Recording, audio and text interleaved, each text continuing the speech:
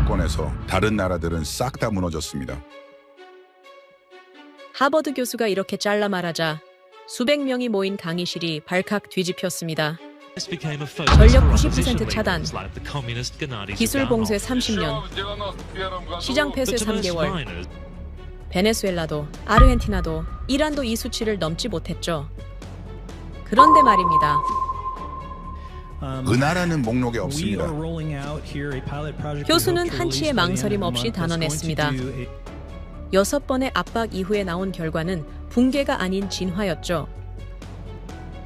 더 충격적인 건 이 생존이 운이나 기적이 아니라 구조와 선택이 만든 공식이었다는 점입니다. 이제 전 세계가 되묻습니다. 도대체 그 공식의 실체는 무엇일까요? 지금부터 그 놀라운 현장 속으로 들어가 보시죠. 미국에서 날아온 충격적인 이야기. 바로 시작합니다. 그리고 지금 어디에서 시청하고 계신지 댓글로 남겨주세요. 여러분의 이야기도 듣고 싶습니다. 그 전에 잠깐 1초 만에 누를 수 있는 좋아요 버튼을 꾹 눌러주시면 영상 제작에 큰 힘이 됩니다. 그럼 바로 사연 시작하겠습니다. 여러분, 마라톤 코스 42.195km. 모두가 아는 마라톤 거리. 익숙하시죠? 그런데 말입니다. 서울에서 휴전선까지는 그보다 짧습니다. 약 40km. 적국 국경에서 마라톤 코스만큼 떨어진 곳에 수도가 있는 나라는 전 세계에서 대한민국이 유일합니다. 상식적으로 보면 재앙에 가까운 배치죠. 그때 교수님이 말씀하셨습니다. 파주에서 일산까지 30km에 걸쳐 이상한 풍경이 펼쳐진다면서 고층 아파트들이 빽빽하게 늘어서 있으며 평균 높이가 20층이라고 답하셨어요. 주거 단지처럼 보이지만 군사 전문가들은 이걸 다르게 부른다고 하네요. 아파트그라드, 스탈린그라드. 이것은 콘크리트로 재현한 거대한 방어선입니다. 믿겨지십니까? 안녕하세요. 제 이름은 엘로디 윈터스라고 합니다. 하버드 케네디 스쿨 국제정치학에 다니고 있으며 이번 학기 선택 과목으로 베른하르트 모튼 교수님의 특별 강의를 신청했어요. 강의 제목이 흥미로웠습니다. 글로벌 사회 구조 속에서 통념을 초과하는 국가 시스템 분석이라는 거였는데요. 솔직히 처음엔 그냥 학점 채우려고 신청했습니다. 그런데 첫 강의 날 모든 게 바뀌었어요. 강의실 문을 열고 들어섰을 때 이미 자리가 거의 찼더군요. 뒷줄 구석자리에 겨우 앉았습니다. 조명이 꺼졌어요. 스크린에 도시 하나가 떴습니다. 밤하늘에 빛나는 화려한 야경이었는데요. 건물들이 빽빽하게 들어서 있으며 강 하나가 도시를 가로지르고 있었습니다. 교수님이 단상에 오르셨어요. 베른하르트 모튼, 국제정치 경제 이론과 국가위기 분석 분야에서 30년 넘게 연구해온 분이며 미국 국무부 정책 자문을 역임한 학자였습니다. 그분이 레이저 포인터를 켰어요. 질문 하나 하겠다면서 이 도시를 점령할 수 있겠냐고 물으셨습니다. 강의실이 조용해졌어요. 누군가 손을 들었지만 교수님이 고개를 저으셨습니다. 그리고 다음 슬라이드를 띄우셨어요. 2019년 미국 국방부는 서울 침공 시뮬레이션을 돌렸다면서 최신 군사기술과 병력 배치를 모두 고려한 정밀 분석이었다고 설명하셨어요. 결과는 단 한 단어였습니다. 스크린에 영어 단어 하나가 떴어요. 임파서블, 불가능이라는 뜻이죠. 천조국 미국이 자국 동맹국의 수도를 점령 불가능이라고 판단한 겁니다. 믿기 어려웠어요. 옆자리 학생이 중얼거리는 소리가 들렸습니다. 말도 안 된다고요. 교수님이 계속하셨습니다. 이유가 3가지 있다면서 첫 번째는 아까 말씀드린 아파트그라드라고 하셨어요. 아파트그라드라는 용어가 생소했습니다. 교수님이 설명하셨어요. 2차 세계대전 때 스탈린그라드 전투를 아느냐면서 1942년부터 1943년까지 독일군과 소련군이 도시 하나를 놓고 석 달 넘게 싸운 전투였다고 말씀하셨어요. 당시 스탈린그라드 건물들은 대부분 벽돌이나 목조였지만 독일군 기갑사단이 완전히 발이 묶이면서 시가전이 얼마나 끔찍한지 보여준 전투였습니다. 그런데 파주와 일산은 다르다면서 수십 층 높이 철근 콘크리트 건물이 30km에 걸쳐 늘어서 있다고 설명하셨어요. 평균 높이가 20층이며 간격은 50m 정도라고 합니다. 전차가 기동하려면 넓은 시야와 평탄한 지형이 필수인데 이 아파트 숲은 그 모든 걸 차단한다고 했습니다. 스크린에 위성 사진이 떴어요. 정말로 아파트들이 빽빽하게 들어서 있었습니다. 교수님이 레이저로 가리키셨어요. 이 아파트들이 도로를 따라 일렬로 늘어선 게 아니라 서로의 사각을 커버하도록 교차 배치되어 있다면서 전차가 진입하는 순간 전후 좌우 그리고 위쪽에서 공격받는 구조라고 설명하셨어요. 폭격이나 미사일 공격을 받아도 골조는 남는다고 말했습니다. 주민들이 대피한 빈 아파트는 그 자체로 거대한 벙커이자 함정이 되며 공격 측은 방어 측보다 최소 3배에서 5배 이상 병력 손실을 각오해야 한다고 했어요. 노트에 적었습니다. 아파트가 무기라니 두 번째 이유로 넘어갔어요. 교수님이 새 슬라이드를 띄우셨습니다. 서울 지하철 노선도였는데요. 지하철 총 연장이 1300km라면서 이게 얼마나 긴지 비교해 주셨어요. 프랑스 전체 고속철 도망이 약 2000km이며 벨기에 같은 작은 나라의 전체 철도망과 비슷한 길이라고 하네요. 그런데 이게 전부 지하에 있다는 겁니다. 깊이를 보여주셨어요. 김포공항역은 지하 83m이며 여의나루역은 지하 47m라고 설명하셨습니다. 아파트로 치면 20층에서 30층 높이를 땅속으로 판 거라고 하면서 이 정도 깊이면 재래식 폭격은 물론이고 전술 핵무기가 지상에서 폭발해도 생존 가능하다면서 군사적 관점에서는 지구상에서 가장 거대하고 복잡한 핵방공호 네트워크라고 했습니다. 파리 지하철과 비교해 주셨어요. 파리 메트로 평균 깊이는 15m 정도이며 런던 언더그라운드도 비슷하다고 하네요. 그런데 서울은 평균 깊이가 40m가 넘는다고 했습니다. 교수님이 말씀하셨어요. 이 지하 터널은 유사시 병력과 물자를 이동시키는 안전한 보급로가 되며 지상이 아무리 위험해도 지하에서는 도시가 작동한다고 하면서 공격하는 입장에서는 지상 도시를 점령해도 지하에서 살아 움직이는 또 다른 도시를 상대해야 한다는 겁니다. 옆자리 학생이 숨을 크게 들이쉬는 소리가 들렸어요. 세 번째 이유였습니다. 교수님이 한강 사진을 띄우셨어요. 서울 시민들에게는 산책하고 치킨 먹는 휴식처지만 군사적으로는 전혀 다르다면서 세계 주요 도시를 관통하는 강들과 비교해 주셨습니다. 파리 생강은 폭이 100에서 200m 정도이며 헤엄쳐서도 건널 수 있는 수준이라고 하네요. 런던 템즈강도 비슷하다고 했습니다. 150m쯤 되니까 보트 하나면 충분하다면서요. 그런데 서울 한강은 평균 폭이 1km라고 설명하셨어요. 군사적으로 보면 강이라기보다는 해협에 가깝다면서 교량이 모두 끊어진 상태에서 폭 1km 강을 건너는 건 일반적인 도하 작전이 아니라 사실상 상륙 작전이라고 했습니다. 올림픽대로를 따라 축조된 높은 제방은 그 자체로 거대한 성벽이며 강변을 따라 병풍처럼 늘어선 강남 아파트 단지들은 강을 건너려는 적을 향해 화망을 퍼붓는 해안 포진지와 같다고 했어요. 교수님이 칠판 앞으로 걸어가셨어요. 분필을 들고 숫자 3개를 적으셨습니다. 30km 아파트 장벽, 83m 지하도시, 1km 천연해자, 그리고 돌아서서 말씀하셨습니다. 이 세 가지가 겹쳐있는 도시를 점령한다는 건 군사작전이 아니라 자살 행위에 가깝다면서 미국 국방부가 불가능이라고 판단한 이유라고 했습니다. 교수님이 우리를 천천히 둘러보셨어요. 그리고 질문을 던지셨습니다. 그런데 질문이 생긴다면서 왜 이렇게 만들었느냐고 물으셨어요. 화려한 대도시를 왜 요새로 설계했으며 지하철을 왜 방공호 깊이로 팠고 강을 왜 해협처럼 활용하느냐는 겁니다. 교수님이 스크린을 바꾸셨습니다. 한반도 지도가 떴어요. 1948년 5월이라는 글자가 보였습니다. 답은 이 밤에 있다면서 1948년 5월 14일 밤 11시라고 말씀하셨어요. 그날 밤 한반도 전체가 어둠에 잠겼다고 했습니다. 스크린에 숫자 하나가 떴어요. 90%, 소련이 수풍댐을 폭파했다면서 남한 전력 90%가 한순간에 증발했다고 설명하셨습니다. 병원에서 수술 중이던 환자들, 공장에서 돌아가던 기계들, 가정에서 켜져 있던 전등들 모두 한꺼번에 멈췄어요. 교수님이 다음 슬라이드를 띄우셨습니다.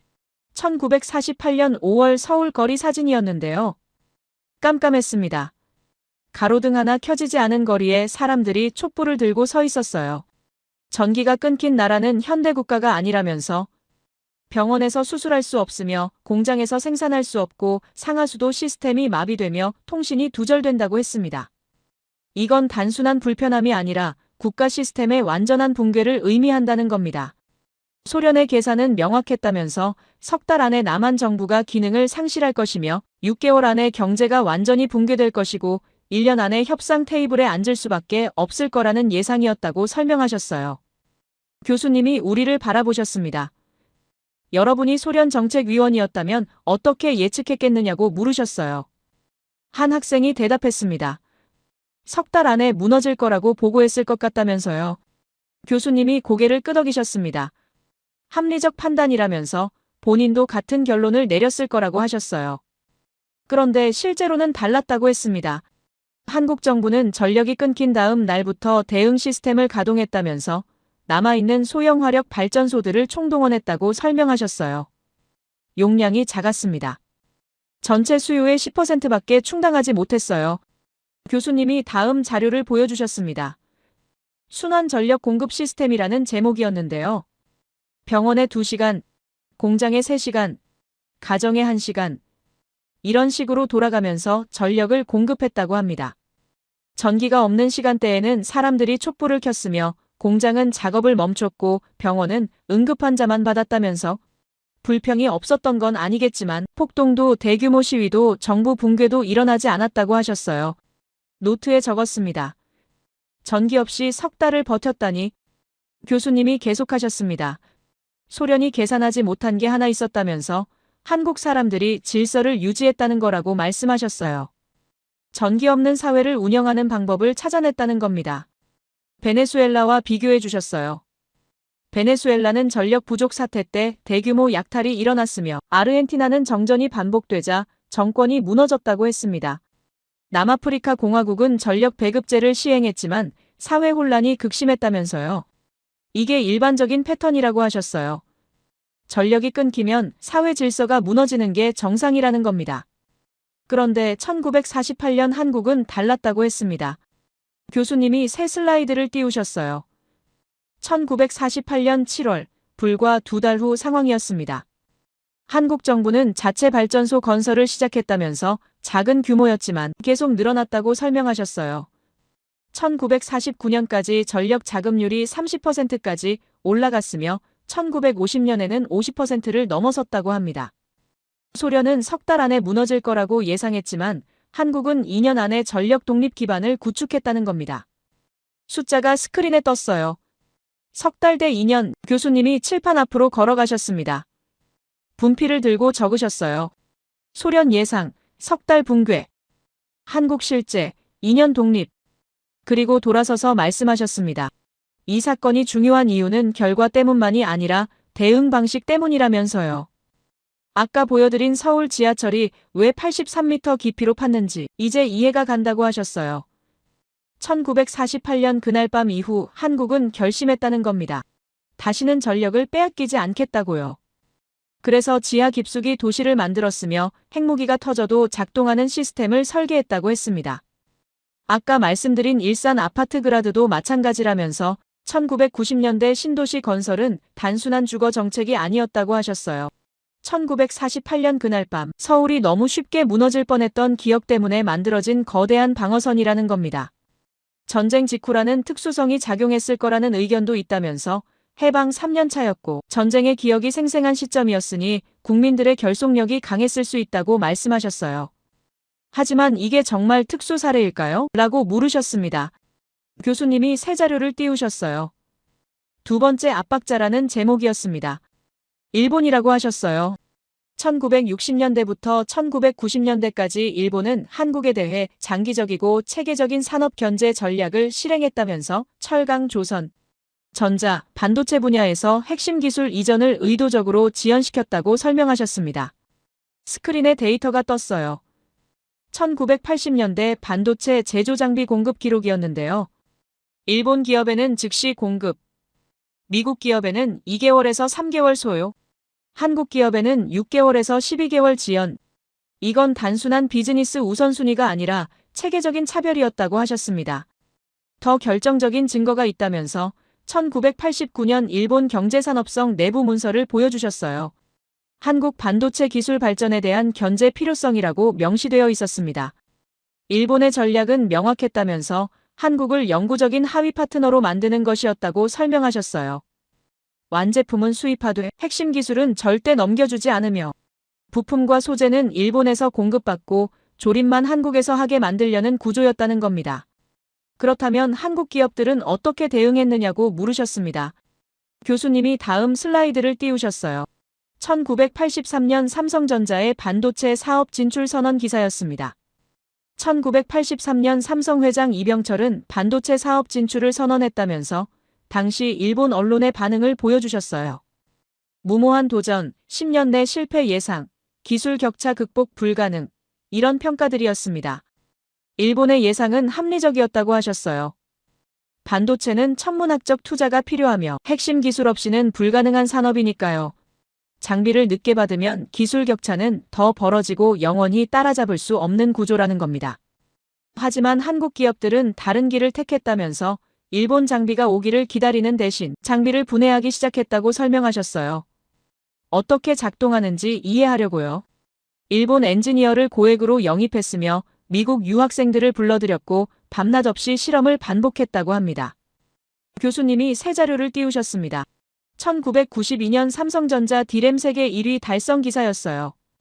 1992년 삼성전자가 D램 세계 시장 점유율 1위를 달성했다면서 불과 9년 만에 1위였다고 하셨습니다. 일본이 예상한 10년 내 실패는 일어나지 않았으며 오히려 한국이 일본을 추월했다는 겁니다. 강의실이 술렁였어요. 교수님이 마지막 슬라이드를 띄우셨습니다. 1990년대 후반 일본 반도체 기업들의 몰락 그래프였습니다. 도시바, NEC, 히타치, 한때 세계를 지배하던 일본 반도체 기업들이 2000년대 들어 연쇄적으로 무너졌다면서 시장에서 밀려났다고 하셨어요. 누구에게? 삼성과 SK 하이닉스에게. 교수님이 칠판에 도표를 그리셨습니다. 일본 전략, 기술 지연, 한국 종속 유지. 실제 결과, 기술 지연, 한국 추월. 이것이 압박의 역설이라고 하셨습니다. 일본은 한국이 멈출 거라고 믿었지만 한국은 멈추지 않았으며 지연된 시간이 한국에게는 독자 기술을 개발할 동기가 되었다는 겁니다. 1948년 전력 차단에 이어 1960년대부터 90년대까지 기술 봉쇄까지 두 번 모두 한국은 무너지지 않았다고 했습니다. 교수님이 우리를 바라보셨어요. 두 번은 우연일 수 있다면서 하지만 이게 정말 우연일까요? 라고 물으셨습니다. 그리고 분필을 들고 연대를 적기 시작하셨어요. 1960년대부터 1990년대까지 30년이라고 하셨습니다. 일본이 한국을 견제한 기간이라면서 이건 단발성 압박이 아니라 장기 전략이었다고 설명하셨어요. 스크린에 새 자료가 떴습니다. 1980년대 중반 반도체 장비 공급 현황이라는 제목이었는데요. 숫자들이 보였어요. 일본 기업 신청 후 즉시 공급, 미국 기업 신청 후 2개월에서 3개월 소요. 한국 기업 신청 후 6개월에서 12개월 지연. 같은 장비인데 한국 기업에만 1년 가까이 늦게 준다는 겁니다. 교수님이 설명하셨어요. 이건 단순한 공급 순서 문제가 아니라면서 의도적인 차별이었다고 하셨습니다. 왜 이렇게 했느냐고 물으셨어요. 일본의 계산은 이랬다면서 핵심 장비를 늦게 주면 한국 기업들은 기술 격차를 영원히 따라잡을 수 없을 것이며 결국 일본 의존 구조가 고착화될 거라고 예상했다고 설명하셨어요. 교수님이 새 슬라이드를 띄우셨습니다. 1989년 일본 경제산업성 내부 문서였어요. 여기 명시되어 있다면서 한국 반도체 기술 발전에 대한 견제 필요성이라고 적혀 있다고 하셨습니다. 더 구체적인 예상도 있었다면서 한국 기업들이 독자 기술 개발을 시도하더라도 막대한 개발 비용과 기술 난이도 때문에 3년 내 포기할 것이라는 전망이었다고 설명하셨어요. 합리적인 예상이었다고 하셨습니다. 본인도 같은 결론을 내렸을 거라면서요. 그런데 한국은 일본의 예상과 정반대로 움직였다고 했습니다. 1983년 삼성 회장 이병철은 임원회의에서 이렇게 말했다는 겁니다. 장비가 늦게 온다면 우리가 만들면 되며 기술을 안 준다면 우리가 개발하면 된다고요. 이게 한국의 선택이었다면서 경영학적으로 보면 고위험 결정이었다고 하셨어요. 교수님이 새 자료를 보여주셨습니다.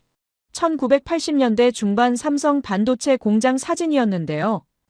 엔지니어들이 일본산 장비를 분해하고 있는 모습이었습니다. 설계도도 없고 매뉴얼도 없으며 오직 실물만 보고 작동 원리를 파악하려 했다면서 밤을 새우는 건 기본이었고 수천 번의 실패를 반복했다고 설명하셨어요. 1986년 첫 번째 시제품이 나왔다면서 불량률이 70%였다고 하셨습니다. 상용화는 불가능한 수준이었어요. 그런데 멈추지 않았다고 했습니다.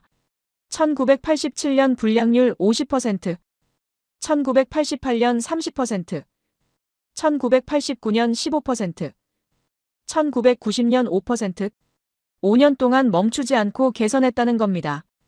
일본이 예상한 3년 포기 시점은 이미 지났다면서 하지만 한국은 멈추지 않았다고 하셨어요. 교수님이 다음 슬라이드를 띄우셨습니다. 1992년 2월 삼성전자 디램 세계 1위 달성 기념사진이었어요. 디램이 뭔지 설명해 주셨습니다. 컴퓨터 메모리 반도체라면서 컴퓨터가 작업할 때 임시로 데이터를 저장하는 부품이며 컴퓨터 성능을 결정하는 핵심 기술이라고 했어요. 당시 디램을 만들 수 있는 나라는 미국과 일본뿐이었다는 겁니다.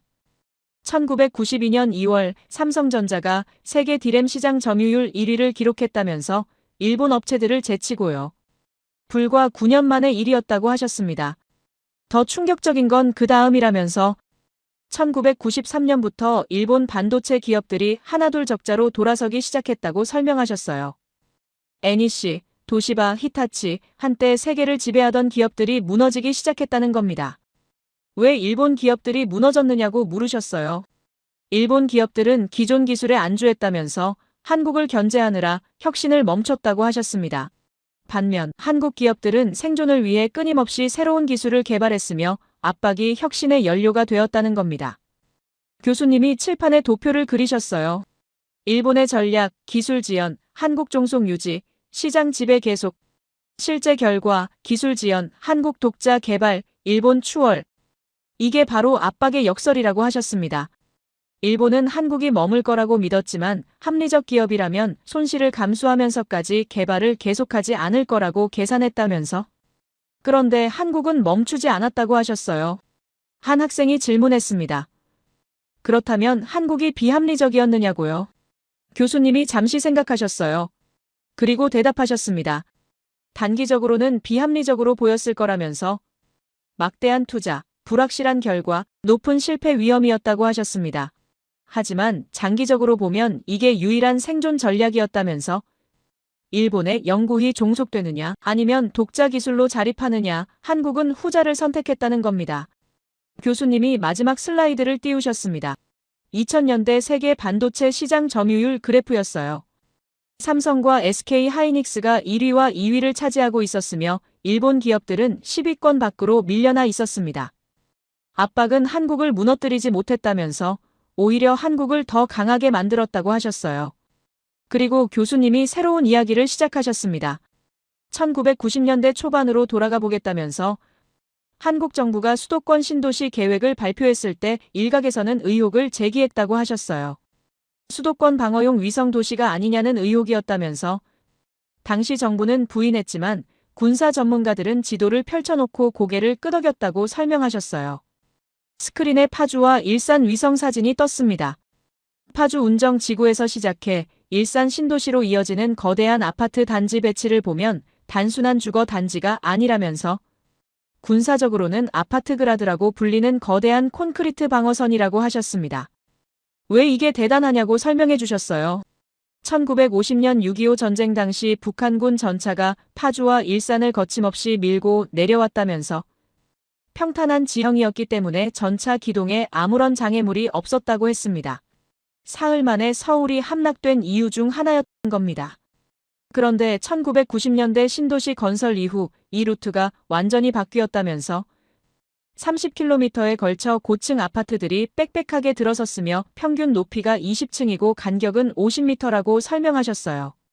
전차가 기동하려면 넓은 시야와 평탄한 지형이 필수인데 이 아파트 숲은 그 모든 걸 차단한다면서 철근 콘크리트로 지어진 아파트는 폭격이나 미사일 공격을 받아도 골조는 남는다고 했습니다. 더 중요한 건 배치라고 하셨어요. 도로를 따라 일렬로 늘어선 게 아니라 서로의 사각을 커버할 수 있도록 교차 배치되어 있다면서 북한군 전차가 이 아파트 계곡으로 진입하는 순간 전후 좌우 그리고 위쪽에서 쏟아지는 화망에 갇힌다는 겁니다. 주민들이 모두 대피한 빈 아파트는 그 자체로 거대한 벙커이자 함정이 된다고 했습니다. 교수님이 우리를 바라보셨어요. 1980년대 반도체 전쟁과 1990년대 신도시 건설이 어떻게 연결되느냐고 물으셨습니다. 1980년대 일본이 한국을 기술로 막으려 했을 때 한국은 독자 개발로 돌파했으며 1990년대 도시를 건설할 때는 전쟁을 전제로 설계했다면서 같은 사고방식이라고 하셨어요. 막히면 돌파하고 위협받으면 요새를 만드는 방식이라는 겁니다. 아파트가 아니라고 하셨습니다. 전차 방어선이라면서요. 노트에 적었습니다. 도시 자체가 무기. 교수님이 다음 슬라이드를 준비하셨습니다. 세 번째 압박자라는 제목이 보였어요. 미국이라고 하셨습니다. 강의실이 술렁였어요. 앞줄에서 누군가가 중얼거렸습니다. 미국은 한국 동맹 아니냐고요. 교수님이 고개를 끄덕이셨습니다. 맞다면서 그래서 더 복잡한 사례라고 하셨어요. 1987년 미국 주도로 MTCR이 만들어졌다면서 미사일 기술 통제 체제라고 설명하셨습니다. 우주 발사체와 미사일 기술 이전을 통제하는 국제 협약이며 표면적으로는 핵 확산 방지가 목적이었다고 했어요. 하지만 실제 적용을 보면 다르다면서 1980년대 우주기술 이전 현황을 보여주셨습니다. 일본 허용, 독일 허용, 프랑스 허용, 한국 전면 거부 같은 동맹국인데 차별이 있었다는 겁니다.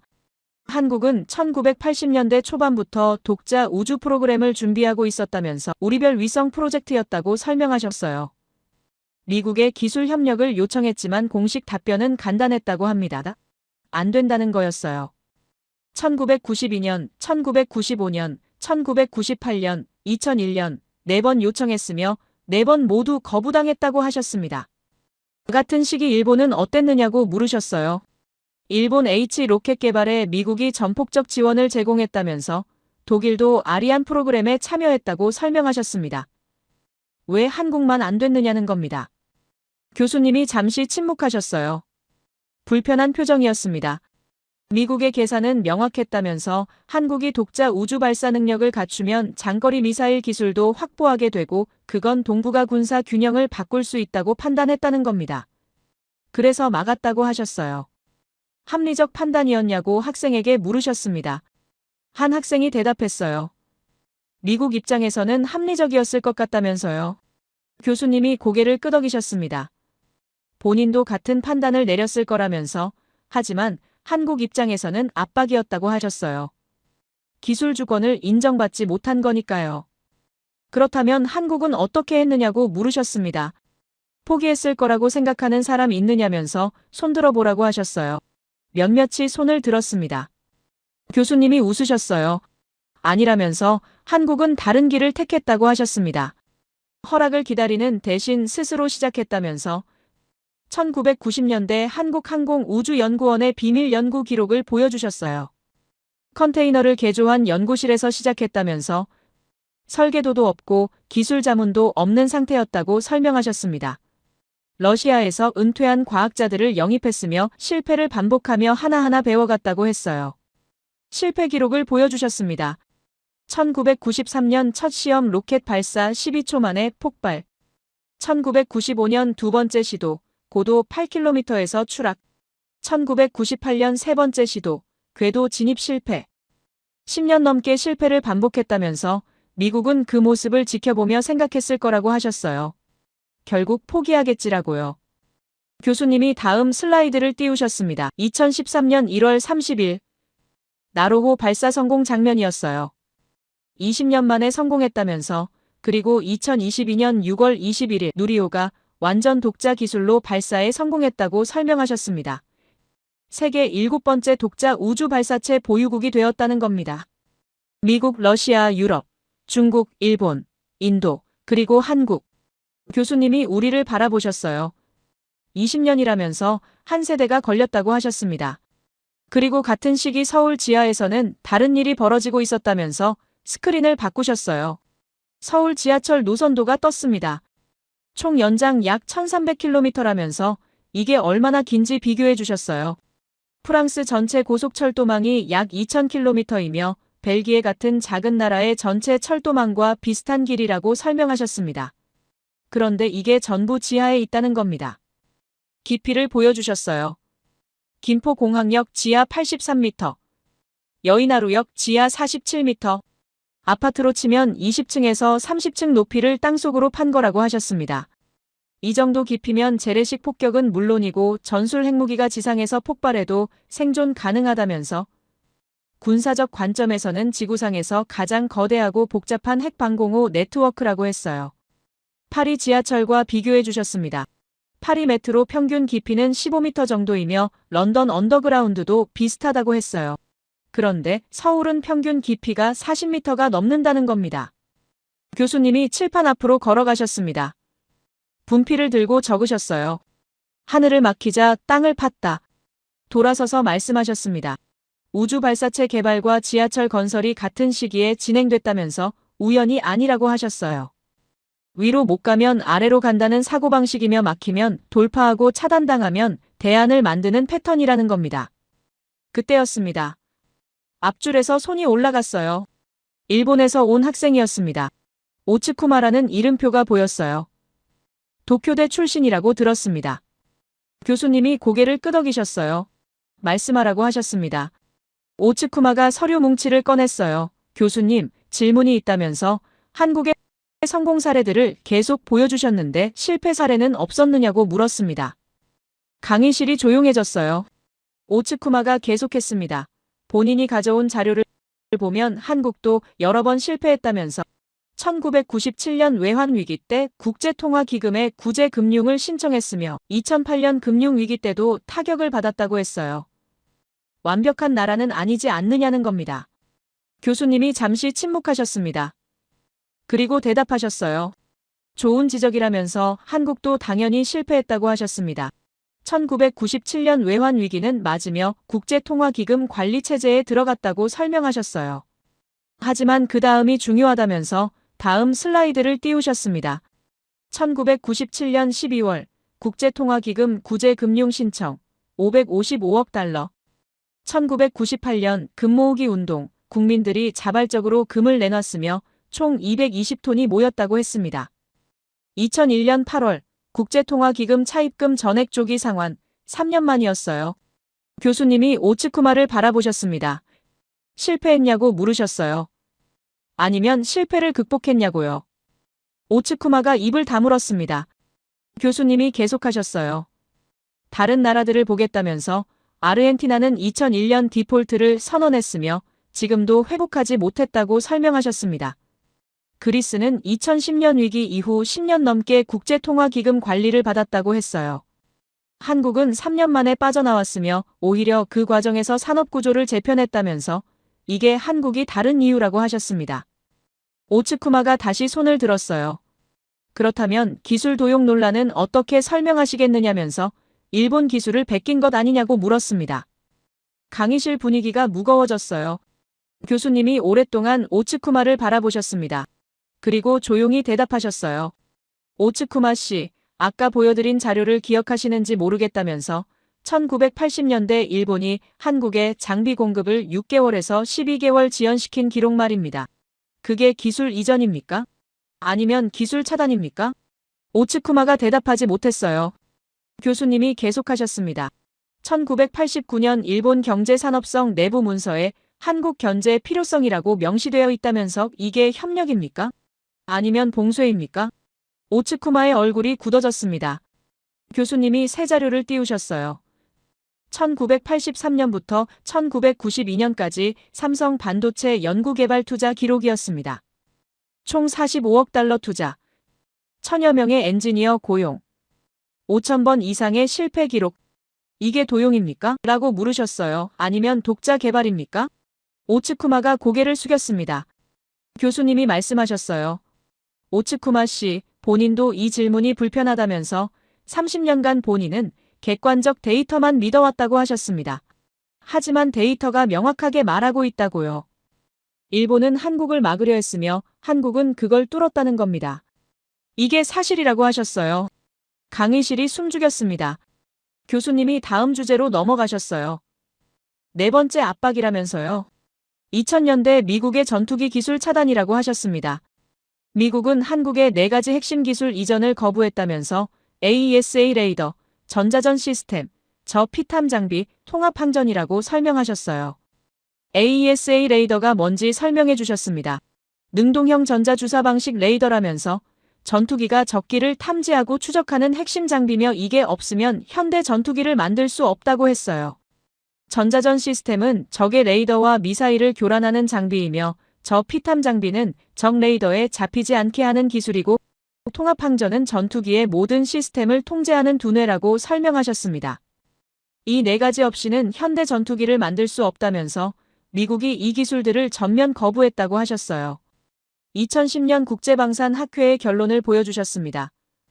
한국의 독자 전투기 개발, 핵심 기술 부재로 불가능, 최소 20년 이상 소요 예상, 실질적으로 개발 불가. 이게 세계의 판단이었다고 하셨습니다. 그런데 한국은 2015년부터 본격적으로 시작했다면서 미국이 안 준다면 직접 만든다는 결정이었다고 설명하셨어요. 실패 기록을 보여주셨습니다. 2017년 첫 시제품, 탐지 거리 부족. 2018년 두 번째 시제품, 추적 정확도 미달. 2019년 세 번째 시제품, 간섭 문제 발생. 계속 실패했다면서 하지만 멈추지 않았다고 하셨어요. 2021년 4월, KF-21 시제기 롤아웃. 2022년 7월, 첫 비행 성공. 미국이 거부한 4가지 핵심 기술 모두 국내 기술로 개발했다면서 2023년에는 미국 록히드 마틴이 먼저 협력을 제안했다고 하셨습니다. 더 이상 한국을 하위 파트너로 보지 않았으며 경쟁자이자 파트너로 인정했다는 겁니다. 교수님이 마지막 자료를 띄우셨어요. 한강 위성 사진이었습니다. 그리고 마지막 증거라고 하셨습니다. 아까 말씀드린 파리생강은 폭이 200m 정도라면서 헤엄쳐서도 건널 수 있는 거리라고 했어요. 런던 템즈강도 비슷하다고요. 그런데 서울 한강은 평균 폭이 1km라고 하셨습니다. 군사적으로 보면 강이 아니라 해협이라면서 교량이 모두 끊어진 상태에서 폭 1km 강을 건너는 건 일반적인 도하 작전이 아니라 사실상 상륙 작전이라고 설명하셨어요. 올림픽대로를 따라 축조된 높은 제방은 그 자체로 거대한 성벽이며 강변을 따라 병풍처럼 늘어선 강남 아파트 단지들은 강을 건너려는 적을 향해 화망을 퍼붓는 해안 포진지와 같다고 하셨습니다. 강남이 1970년대 이후에야 본격적으로 개발된 이유도 여기 있다면서 만약 강북이 함락되더라도 한강이라는 거대한 해자를 방패 삼아 강남을 최후의 보루로 지키겠다는 전략적 계산이 깔려 있었다고 설명하셨어요. 교수님이 칠판 앞으로 걸어가셨습니다. 분필을 들고 적기 시작하셨어요. 1948년 소련 전력 차단, 1960년대부터 90년대 일본 기술 봉쇄, 1980년대부터 2020년대 미국 우주 차단, 2000년대부터 2020년대 미국 전투기 차단. 그리고 옆에 크게 적으셨습니다. 서울이라는 요새. 돌아서서 우리를 바라보셨어요. 4번의 압박, 4번의 성공이라면서 그리고 그 모든 게 한 도시에 새겨져 있다고 하셨습니다. 아파트 그라드, 지하도시, 한강해자. 이건 우연이 아니라고 하셨어요. 패턴이라는 겁니다. 노트에 적었습니다. 모든 게 연결되어 있다. 옆자리를 보니 오츠쿠마가 노트에 뭔가 적고 있었어요. 표정이 복잡해 보였습니다. 교수님이 단상에서 내려오셨습니다. 학생들 사이를 천천히 걸으시기 시작했어요. 다른 나라들을 보겠다면서 한국과 비슷한 압박을 받은 나라들이 있다고 하셨습니다. 스크린이 바뀌었어요. 베네수엘라, 이란, 아르헨티나. 베네수엘라는 미국 제재를 받았으며 석 달 만에 국가 경제가 사실상 멈췄다고 설명하셨습니다. 이란은 서방의 기술 봉쇄가 시작되면서 주요 산업시설들이 하나둘 가동을 멈췄고 결국 국가 전체가 고립의 늪에 빠졌다고 했어요. 아르헨티나는 국제통화기금의 구조조정 압박 앞에서 결국 무릎을 꿇을 수밖에 없었다고 하셨습니다. 교수님이 멈춰섰습니다. 우리를 바라보셨어요. 그런데 말입니다. 이건 국가 문제만이 아니라면서 본질을 생각해야 한다고 하셨습니다. 인간은 혼자 살 수 없다고 하셨어요. 집이 있으려면 땅이 있어야 하며 땅이 있으려면 나라가 있어야 한다는 겁니다. 나라가 무너지면 그 위에 세운 모든 것이 함께 무너진다면서요. 기술도 마찬가지라고 하셨습니다. 기술이 무너지면 산업이 무너지며 산업이 무너지면 일자리가 사라지고 일자리가 사라지면 가정이 흔들린다는 겁니다. 그래서 나라는 꾸준히 성장해야 한다면서 멈추는 순간 무너지기 시작한다고 하셨어요. 이런 생각은 누구나 갖고 있다고 하셨습니다. 베네수엘라도 이란도 아르헨티나도 마찬가지였다면서요. 하지만 생각과 행동은 다르다고 하셨습니다. 칠판에 도표를 그리셨어요. 일반적 패턴, 압박 발생, 정부 협상 시도, 타협안 모색, 결국 의존 심화. 그리고 다음 정권이 들어서면 전략이 바뀐다면서 기술 투자는 중단되고 독자 개발은 포기된다고 설명하셨어요. 한국은 달랐다고 하셨습니다. 한국 패턴을 적으셨어요. 압박 발생, 즉시 독자 개발 착수, 정부와 민간 기업 총동원, 실패를 감수하고 장기 투자 지속, 정권이 바뀌어도 전략 유지. 교수님이 우리를 바라보셨습니다. 차이가 뭐냐고 물으셨어요. 세 가지라고 하셨습니다. 첫 번째, 속도라면서 한국은 회의하지 않았다고 설명하셨어요. 압박이 오면 즉시 움직였다는 겁니다. 1948년 전력이 끊긴 다음 날부터 대응 시스템을 가동했으며 1983년 일본 장비 지연이 확인되자 바로 독자 개발을 선언했다고 하셨습니다. 생각보다 행동이 먼저였다는 겁니다. 두 번째, 결속이라고 하셨어요. 정부만 움직이지 않았다면서 기업, 연구소, 국민이 함께 움직였다고 설명하셨습니다. 1948년 순환전력 배급 때 폭동이 없었으며 1980년대 반도체 개발 때 엔지니어들이 밤을 샜다고 했어요. 개인의 희생을 국가 생존을 위해 감수했다는 겁니다. 한 학생이 손을 들었습니다. 그건 애국심 때문 아니냐고 물었어요. 교수님이 고개를 저으셨습니다. 애국심만으로는 설명이 안 된다면서 많은 나라에 애국심이 있다고 하셨어요. 하지만 한국처럼 집단 행동으로 전환되는 경우는 드물다는 겁니다. 이건 애국심이 아니라 생존 본능에 가깝다고 하셨습니다. 세 번째, 기억이라면서 한국 사람들은 생존의 기억을 공유하고 있다고 설명하셨어요. 전쟁, 분단, 가난, 이 기억이 압박을 받을 때 단결의 동력이 된다는 겁니다. 다른 나라는 압박을 불편함으로 받아들이지만 한국은 압박을 생존 위협으로 받아들인다고 하셨습니다. 교수님이 천천히 걸으셨어요. 그리고 말씀하셨습니다. 오늘날 많은 나라가 이런 생각을 갖고 있다면서 나라가 망하면 안 된다는 마음, 기술이 무너지면 안 된다는 경각심, 꾸준히 성장해야 한다는 의지를 갖고 있다고 하셨어요. 하지만 이 생각의 뿌리가 한국이라는 게 대단하다고 하셨습니다. 물론 누구나 갖고 있는 생각이지만 한국이라는 나라는 시대적 고난을 맞았을 때도 의연하게 대처했으며 어떤 역경 앞에서도 흔들리지 않았다는 겁니다. 오히려 위기를 기회로 만들었다면서 이게 가능했던 건 조상들의 정신이 있기 때문이라고 하셨어요. 전쟁의 폐허에서 일어선 세대, 굶주림 속에서도 자식을 교육시킨 부모들, 밤을 새워 기술을 개발한 엔지니어들, 이 모든 사람들이 공유한 정신이 있었다는 겁니다. 위기가 오면 더욱 강해지고 힘이 배가 되는 민족이라고 하셨습니다.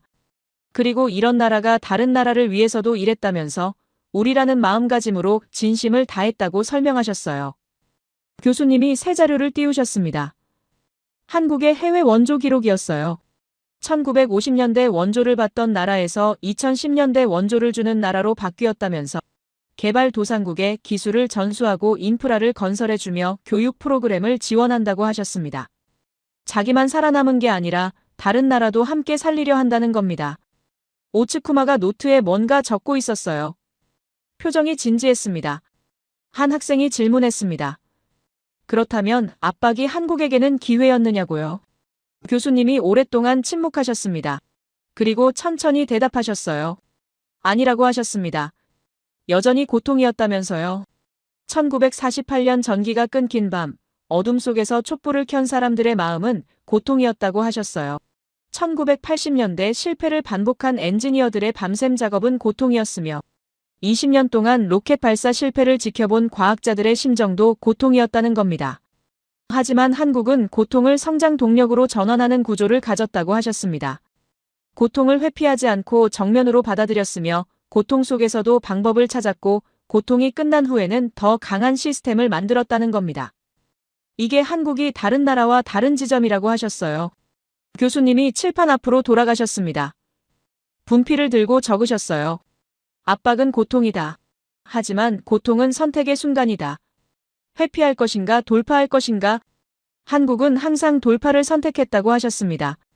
그리고 그 선택이 반복되면서 패턴이 되었으며 패턴이 반복되면서 문화가 되었고 문화가 뿌리내리면서 국가의 DNA가 되었다는 겁니다.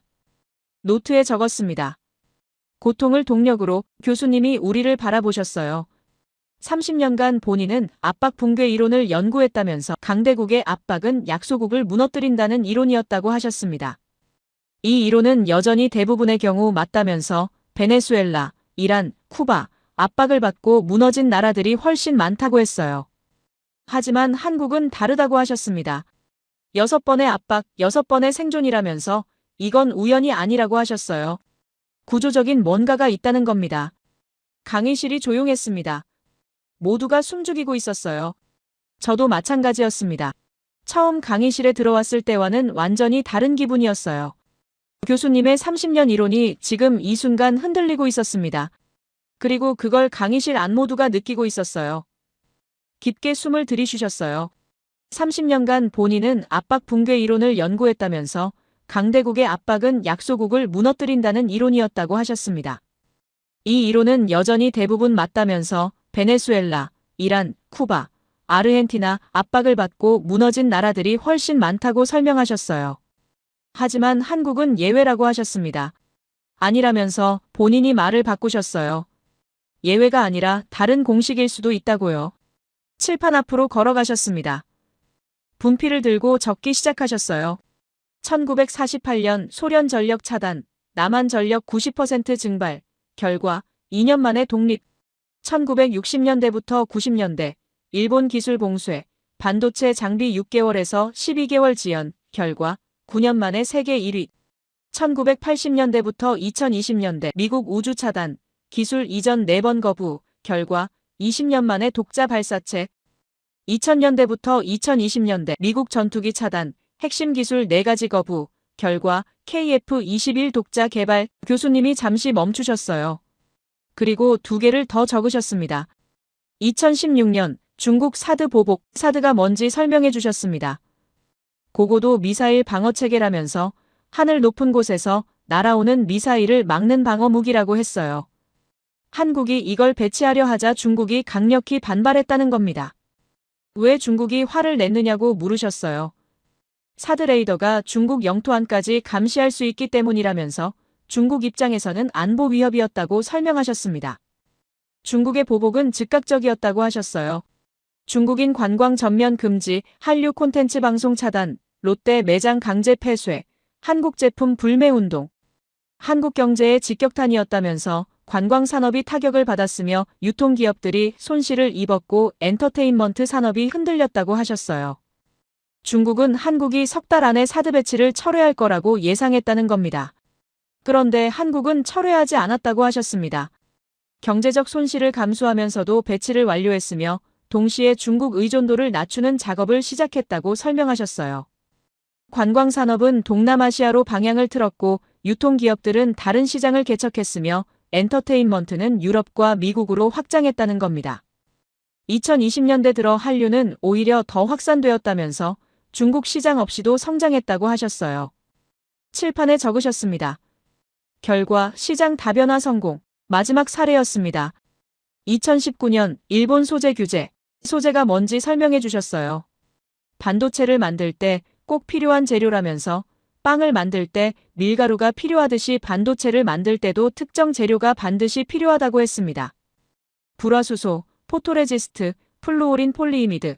이 3가지는 일본이 세계 시장의 90%를 독점하고 있었다면서 한국 반도체 기업들은 전량 일본에서 수입했다고 설명하셨어요. 2019년 7월, 일본이 이 3가지 소재의 한국 수출을 전격 규제했다면서 사전 통보도 없었다고 하셨습니다. 일본의 계산은 명확했다고 했어요. 한국 반도체 생산이 3달 안에 중단될 것이며 삼성과 SK 하이닉스가 일본에 굴복할 것이고 결국 한국이 정치적 양보를 할 거라는 예상이었다는 겁니다. 합리적 계산이었다고 하셨습니다. 빵집에서 밀가루를 못 구하면 빵을 못 만드니까요. 그런데 한국은 다른 선택을 했다면서 즉시 국산화에 착수했다고 설명하셨어요. 정부와 기업이 긴급 태스크포스를 구성했으며 연구소들이 총동원되었고 밤낮 없이 개발이 진행되었다고 합니다. 100일 만에 첫 번째 국산 소재가 나왔다면서 불화수소 국산화 성공이라고 하셨어요. 200일 만에 두 번째, 포토레지스트, 300일 만에 세 번째, 플루오린 폴리이미드, 1년 만에 세 가지 모두 국산화를 완료했다는 겁니다. 칠판에 적으셨습니다.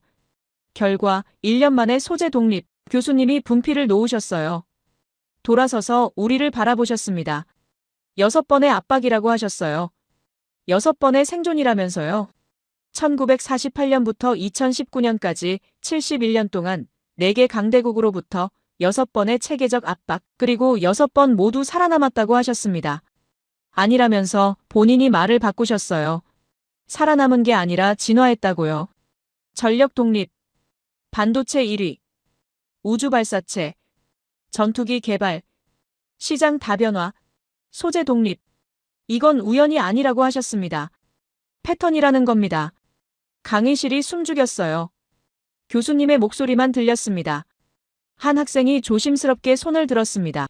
그렇다면 교수님의 이론이 완전히 틀린 거냐고 물었어요.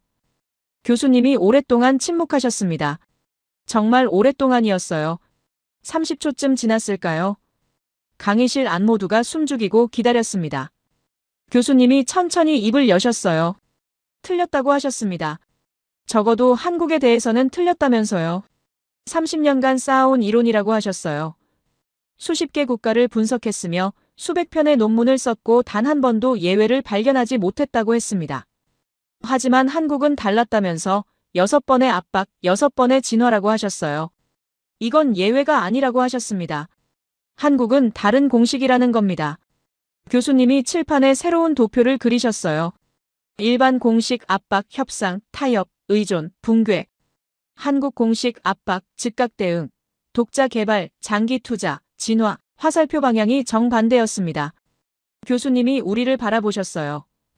본인은 30년간 첫 번째 공식만 연구했다면서 두 번째 공식이 존재한다는 걸 몰랐다고 하셨습니다. 아니라면서 본인이 또 말을 바꾸셨어요. 알고 싶지 않았다고요. 인정하면 30년 연구가 흔들리니까 외면했다는 겁니다. 하지만 더 이상 외면할 수 없다면서 데이터가 명확하게 말하고 있다고 하셨어요. 한국은 압박을 받을 때 가장 강해지는 나라라고 했습니다. 노트에 적었습니다. 다른 공식 옆자리를 보니 다들 비슷한 표정이었어요. 충격받은 얼굴들이었습니다. 오츠쿠마도 노트에 뭔가 열심히 적고 있었어요. 펜을 쥔 손이 떨리는 것 같았습니다. 교수님이 말씀하셨어요. 한국은 예외가 아니라면서 한국은 압박이 붕괴가 아니라 진화를 만드는 다른 방정식을 증명한 나라라고 하셨습니다. 그리고 이 방정식을 이해하지 못하면 한국을 이해할 수 없다고 했어요. 왜 서울이 요새로 설계되었는지, 왜 지하철이 83m 깊이인지, 왜 아파트가 30km 방어선인지, 왜 한강이 해협급 폭인지, 모든 게 연결되어 있다면서 1948년 그날 밤부터 시작된 하나의 공식이라고 하셨습니다. 압박받으면 더 강해지는 공식이라는 겁니다. 가슴이 두근거렸어요.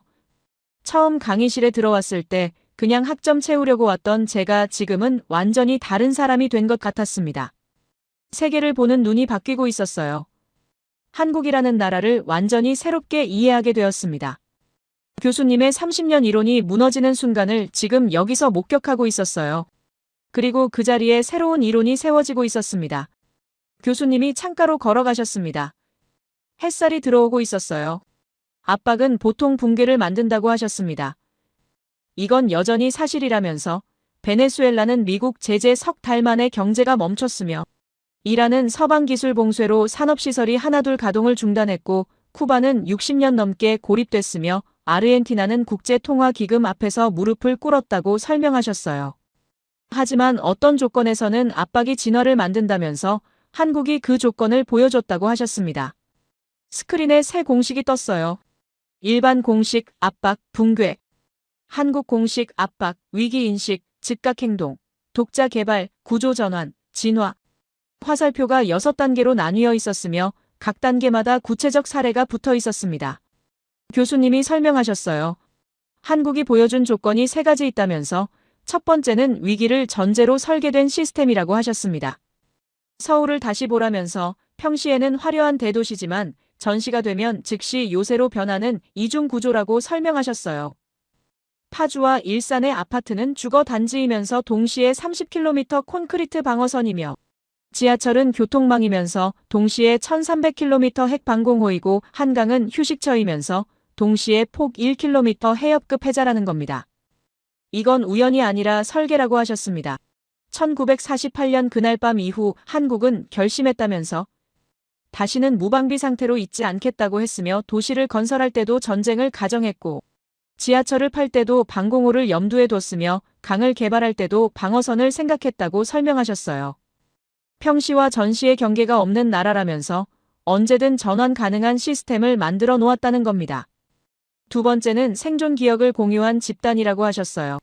1948년부터 시작된 기억이라면서 전력이 끊긴 밤, 전쟁의 폐허, 굶주림 분단, 이 모든 기억이 세대를 넘어 전해졌으며 할아버지가 손자에게 전쟁 이야기를 하고 부모가 자식에게 가난을 이겨낸 경험을 말하며 선생이 학생에게 독립의 소중함을 가르쳤다는 겁니다. 이 기억이 압박을 받을 때 단결의 동력이 되었다면서 개인의 기억이 아니라 집단의 기억이기 때문에 더 강력하다고 하셨어요. 세 번째는 압박을 변화 신호로 인식하는 문화라고 하셨습니다. 다른 나라는 압박을 위협으로만 보지만 한국은 압박을 변화의 시작점으로 인식한다면서 1948년 전력 차단은 독자 전력 체계 구축의 시작이었으며 1980년대 반도체 봉쇄는 세계 1위 도약의 계기였고 2000년대 우주기술 차단은 누리호 개발의 동기가 되었으며 2019년 소재 규제는 1년 만에 국산화를 완성하는 폭발력이 되었다고 설명하셨어요. 압박이 올 때마다 한국은 질문했다고 하셨어요. 어떻게 막을까가 아니라 어떻게 바꿀까라고요. 교수님이 잠시 침묵하셨습니다. 창밖을 바라보셨어요. 그리고 천천히 말씀하셨습니다. 본인은 30년간 지정학 리스크를 연구했다면서 작은 나라가 강대국 사이에 끼면 어떻게 되는지, 자원 없는 나라가 기술 봉쇄를 당하면 어떻게 무너지는지, 시장을 잃은 나라가 어떻게 고립되는지를 분석했다고 하셨어요. 그런데 한국을 보면서 깨달았다면서 지정학 리스크 같은 건 중요하지 않았다고 하셨습니다. 강의실이 술렁였어요. 교수님이 계속하셨습니다. 서울에서 휴전선까지 40km라면서 마라톤 코스보다 짧은 거리이며 상식적으로 보면 재앙에 가까운 배치라고 했어요. 그런데 한국은 그 위에 1000만 인구 도시를 세웠으며 세계 경제 12위 국가를 만들었고 반도체 1위, 조선 1위, 배터리 1위를 달성했다는 겁니다. 지정학 리스크가 아니라고 하셨어요. 의지의 문제였다면서요. 천연자원이 없다고 하셨습니다. 석유도 없고 가스도 없으며 희토류도 없다면서 그래서 다들 한국은 영원히 가난할 거라고 예상했다고 했어요. 그런데 한국은 사람을 자원으로 만들었다면서 교육에 투자했고 기술을 개발했으며 인재를 길러냈다는 겁니다. 자원 부족이 아니라고 하셨어요. 전략의 차이였다면서요. 강대국에 둘러싸여 있다고 하셨습니다. 북쪽에 중국, 동쪽에 일본, 서쪽 넘어 러시아, 태평양 건너 미국이라면서 그래서 다들 한국은 영원히 눈치 보며 살 거라고 생각했다고 했어요. 그런데 한국은 4개 강대국 모두와 싸우면서도 살아남았으며 오히려 그들의 인정을 받아냈다는 겁니다. 강대국 압박이 아니라고 하셨어요. 오히려 성장의 연료였다면서요. 교수님이 우리를 바라보셨습니다. 본인은 부럽다고 하셨어요. 30년간 이론을 쌓았지만 한국 하나가 그 모든 걸 무너뜨렸다면서 압박받으면 무너진다는 공식, 자원 없으면 가난하다는 법칙, 작은 나라는 강대국을 못 이긴다는 원칙, 모두 한국 앞에서 무효가 되었다고 하셨어요. 부럽다고 또 하셨습니다. 이런 나라가 세상에 있다는 게, 이런 공식이 작동한다는 게, 이런 사람들이 존재한다는 게 부럽다면서요. 미국은 결국 한국 앞에서 인정했다고 하셨습니다. 우주기술을 20년간 막았지만 결국 한국이 독자 발사체를 쏘아 올렸으며 전투기 기술을 차단했지만 결국 한국이 KF-21을 만들어냈고 2023년 록히드 마틴이 먼저 협력을 제안했다면서 이건 굴복이 아니라 인정이라고 설명하셨어요. 일본도 마찬가지라고 하셨습니다. 30년간 반도체를 막았지만 결국 한국이 세계 1위를 차지했으며 2019년 소재를 규제했지만 1년 만에 국산화가 완료되었고 지금 일본 기업들은 한국에 다시 수출하려고 애쓰고 있다면서 이것도 패배가 아니라 현실 인정이라고 하셨어요. 중국도 다르지 않다고 하셨습니다. 사드 배치를 막으려고 경제 보복을 가했지만 한국은 배치를 완료했으며 관광을 금지했지만 한국은 다른 시장을 열었고 한류를 차단했지만 한류는 오히려 전 세계로 확산되었다면서 중국도 결국 한국을 무시할 수 없다는 걸 인정했다는 겁니다. 교수님이 칠판 앞으로 걸어가셨어요. 크게 한 문장을 적으셨습니다. 한국은 센 놈한테 더 센 나라다. 돌아서서 우리를 바라보셨습니다. 이건 찬사가 아니라고 하셨어요. 분석이고 결론이라면서 30년간 데이터를 봤으며 수십 개 국가를 비교했고 6번의 압박 사례를 추적했으며 모든 증거가 같은 방향을 가리킨다고 설명하셨어요. 한국은 강대국의 압박 앞에서 무너지지 않는 구조를 가진 나라라면서 소련이 전력을 끊었을 때 더 깊이 땅을 팠으며 일본이 기술을 막았을 때 더 치열하게 개발했고 미국이 우주를 차단했을 때 더 오래 버텼으며 중국이 시장을 닫았을 때 더 넓게 확장했다는 겁니다. 압박이 강할수록 한국은 더 강해진다고 하셨어요. 교수님이 마지막으로 말씀하셨습니다. 본인은 한국인이 아니라면서 미국인이며 하버드 교수이고 30년간 국제 정치를 연구한 학자라고 하셨어요. 그런 본인이 지금 이 자리에서 인정한다면서 한국은 특별하다고 했습니다. 특별하다는 게 운이 좋다는 뜻이 아니라고 하셨어요. 구조가 다르다는 뜻이라면서 생각이 다르고 대응이 다르며 결과가 다르다는 거라고 설명하셨어요. 그리고 이런 나라를 연구할 수 있어서 영광이었다면서 30년 이론이 무너졌지만 그 대신 새로운 진실을 발견했다고 하셨습니다. 강의가 끝났습니다. 조명이 켜졌어요. 학생들이 일어나 박수를 보냈습니다. 오츠쿠마도 박수를 치고 있었어요. 눈가가 붉어 보였습니다. 모두가 강의실을 나갔습니다. 저만 자리에 남아 있었어요. 노트를 펼쳤습니다. 오늘 적은 내용들을 다시 봤어요. 마라톤 42km, 서울 휴전선 40km, 아파트 그라드 30km, 지하철 1300km, 깊이 83m, 한강폭 1km, 6번의 압박, 6번의 진화, 숫자들이 말하고 있었습니다. 한국이라는 나라의 정체성을요. 창밖을 봤어요. 햇살이 따뜻했습니다. 노트 마지막 페이지에 천천히 적었습니다. 나는 한국을 좋아하게 된 게 아니다. 한국이 내 세계관을 바꿔버렸을 뿐이다. 지정학 리스크는 중요하지 않았다. 의지가 중요했다. 자원 부족은 문제가 아니었다. 전략이 문제였다. 강대국 압박은 위협이 아니었다. 오히려 연료였다. 한국은 센 놈한테 더 센 나라다. 펜을 놓았습니다. 강의실을 나서며 생각했어요. 오늘 아침 이 문을 열고 들어왔을 때와는 완전히 다른 사람이 되었다고요. 그냥 학점 채우려고 왔던 학생이 이제는 세계를 다르게 보는 사람이 되었습니다. 한국이라는 나라를 이해했으며 압박과 진화의 관계를 배웠고 무엇보다 이론이 무너지는 순간을 목격했어요. 그리고 그 자리에 새로운 진실이 세워지는 걸 봤습니다. 제 이야기를 끝까지 들어주셔서 감사합니다. 모두 안녕히 계세요. 오늘의 사연 어떻게 들으셨나요? 처음엔 그냥 하나의 강의 이야기처럼 들렸을지도 모르겠습니다. 유명한 교수, 큰 강의실, 어려운 국제정치 이야기 말이죠. 그런데 끝까지 따라오다 보니 어느 순간 생각이 조금 달라지지 않으셨나요? 이 이야기는 특정 나라를 자랑하려는 이야기도 아니고 누군가를 깎아내리려는 이야기도 아니었던 것 같습니다. 압박을 받으면 보통은 무너진다고 배워왔고 실제로 그렇게 된 나라들을 우리는 수도 없이 봐왔죠. 그래서 그 공식이 너무 당연하게 느껴졌던 것 같습니다. 그런데 이 사연은 그 당연함에 조용히 질문을 던집니다. 정말 모든 경우가 그럴까? 조건이 같으면 결과도 같아야 할까 하고 말이죠. 특별한 영웅이 등장한 것도 아니고 한순간의 기적이 있었던 것도 아니었습니다. 대신 선택이 있었고 구조가 있었고 포기하지 않겠다는 태도가 반복됐을 뿐이었죠. 어쩌면 가장 인상적인 건 성공 그 자체보다도 그 과정이 너무 조용하고 담담했다는 점이었는지도 모르겠습니다. 이 이야기를 듣고 나면 나라 이야기 같기도 하고 또 한편으로는 우리 각자의 삶 이야기처럼 느껴지기도 합니다.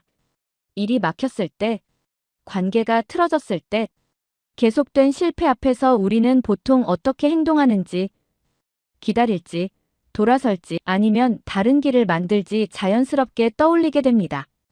정답은 이 사연 안에 없었던 것 같습니다. 다만 하나의 가능성만 보여줬을 뿐이죠. 압박이 반드시 끝은 아닐 수도 있다는 가능성. 조건이 불리해도 선택에 따라 다른 길이 열릴 수 있다는 가능성 말입니다. 그래서 이 이야기는 끝이 정해진 결론보다는 듣는 사람마다 다른 생각으로 이어지는 이야기처럼 느껴집니다. 여러분은 이 사연을 어떻게 받아들이셨나요? 과연 그 공식은 특별한 경우였을까요? 아니면 누구에게나 적용될 수 있는 이야기였을까요? 여러분의 생각을 아래 댓글에 남겨주세요. 그리고 감동적인 사연을 주변 사람들과 공유하고 함께 이야기 나눠보세요.